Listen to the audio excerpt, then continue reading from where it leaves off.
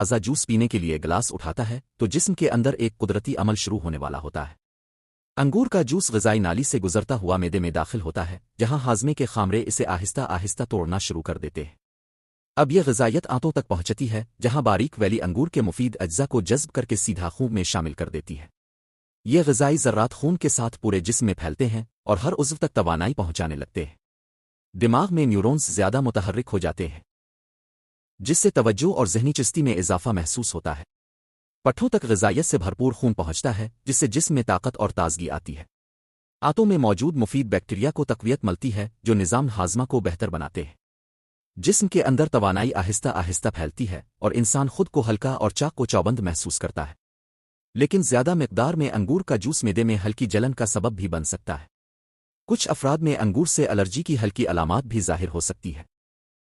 ضرورت سے زیادہ جوس پینے سے بلڈ شوگر اچانک بڑھ سکتی ہے، جو جسم پر دباؤ ڈالتی ہے۔